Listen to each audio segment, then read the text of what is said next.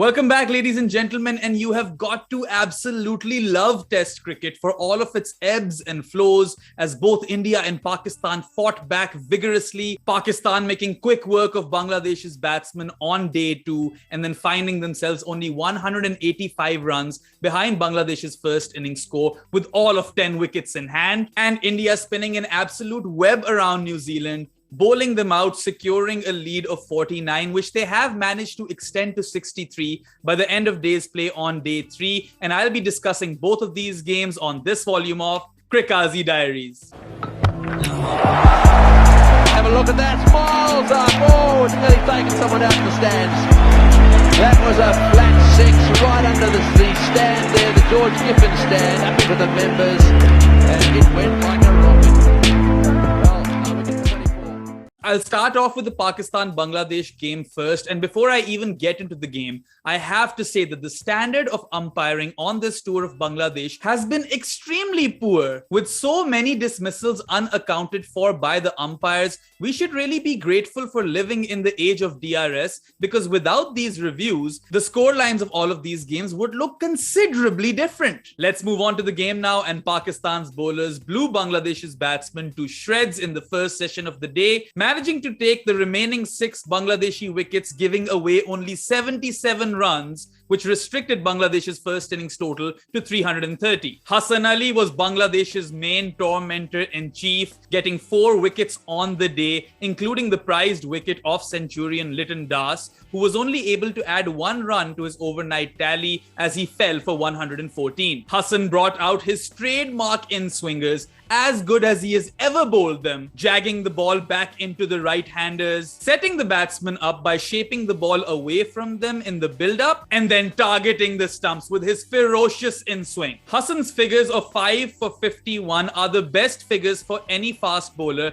at the Zahoor Ahmed Chaudhry Stadium in Chattogram, and this was Hasan's 6th 5-wicket haul in his short career and 5th fifer in 2021 alone. The Pakistani record for most 5-wicket hauls in Test cricket in a calendar year belongs to Waqar Younis, which is 6 5-wicket hauls in 1993, and Hasan still has 3 more innings remaining in Test cricket in 2021 with an opportunity to level or potentially break that record. Since that dreadful T20 World Cup semi-final performance, Hasan Ali has bounced back ruthlessly, first taking 3 for 22 in the only T20 international he played on this Bangladesh tour, also bagging the Man of the Match award in that game, and now he has brought out this performance which has swung the pendulum of the game massively in Pakistan's favor. In fact, since his return from injury and to Test cricket, Hasan has taken 37 wickets at a mind-blowing average of 15.4 apiece. And this goes on to show you just how strong Hasan Ali really is mentally. He is definitely a player for the long haul and has displayed a strong characteristic of bounce-back ability time and again. One final note on Hasan Ali is that I think it's time the world starts to take notice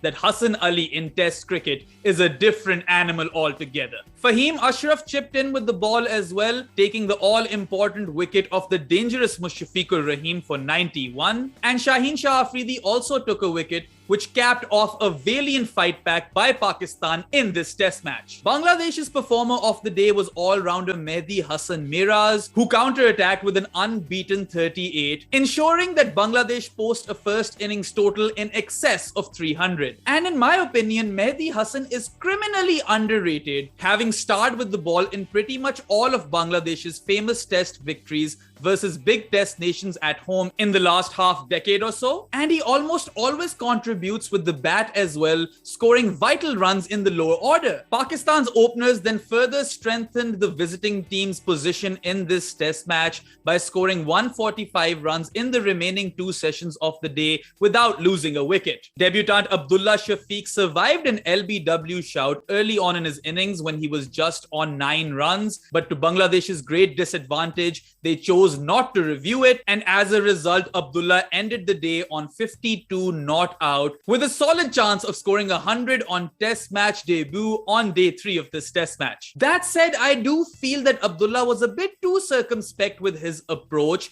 given that he scored his 52 runs in 162 deliveries. He is, however, only 22 years of age and only has 3 first-class games under his belt prior to this test match, so we'll let this slide unless it becomes a trend in the future. I do feel though that Pakistan should always aim to get 100 runs in a session of a test match, especially when the surface is favorable for batting as it was in this case, and 145 runs in 2 sessions is just not quite enough in my opinion. Abid Ali on the other hand looked in cerebral touch, ending the day on an unbeaten 93 runs with a strike rate of over 50. Now in Asian conditions and against weaker opposition, it is almost a guarantee that Abid Ali will be amongst the runs and will score heavily, but his form drops considerably outside of Asia and against stronger opposition. If you exclude Abid Ali's innings versus Sri Lanka, Zimbabwe and Bangladesh in Test cricket, he averages a paltry 18.88 in 17 innings. And that really remains his biggest challenge in his career,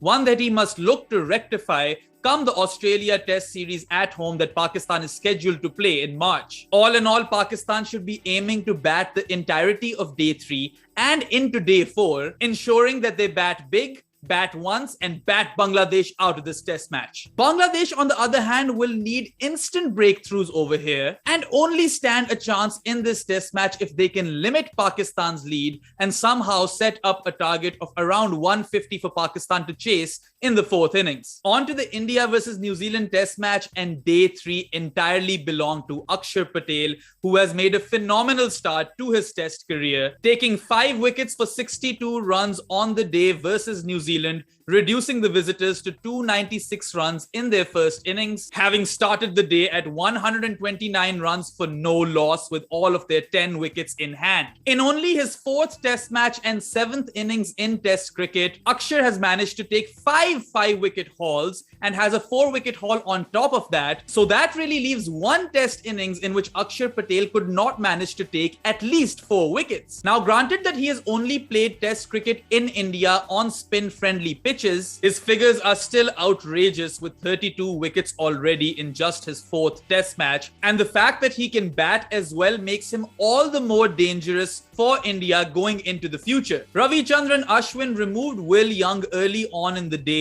who was only able to add on 14 runs to his overnight tally of 75 as he was removed on 89, 11 short of his maiden test match 100. Umesh Yadav got the big fish next, Kane Williamson for just 18 runs, and after that point, the floodgates were really opened for New Zealand. That wicket was the only wicket that fell to a seamer in this innings, as in addition to Akshar Patel's 5 for 62, Ravichandran Ashwin recorded figures of 3 for 82, and Ravindra Jadeja cleaned up his namesake, debutant Rachin Ravindra, to cap off a heroic performance with the ball for India. Tom Latham was the only New Zealand batsman who showed somewhat of a fight on day 3, as he added 45 runs to his overnight tally of 50, falling on 95, just 5 runs short of what would have been a memorable Test 100. Barring Tom Latham and Will Young, the next best score for a New Zealand batsman was Kyle Jamieson's 23, which pretty much sums up the day for New Zealand. Kyle Jamieson, who took a 3-for in the first innings and showed signs of being an all-format superstar in Test cricket, hit the timber once again, accounting for Shubman Gill's wicket for just 1 run, getting the young Indian batting prodigy out bowled for the 2nd time in the same Test match. This wicket has taken Kyle Jamieson's Test wicket tally to 50 in just his 9th Test match. And sky is the limit really for this young superstar, who continues to make headlines in his short Test match career. India ended the day on 14 runs for the loss of 1 wicket, 63 runs ahead of New Zealand, and barring an outright collapse, I reckon India should be able to win this test match comfortably, as they will be bowling last on a wicket that is already getting really difficult to bat on. I would go on to say that even a target of around 180 would be very much defendable on this surface, given the sheer quality of India's spin attack. Let me know what you guys think will happen in both of these test matches in the comments section below.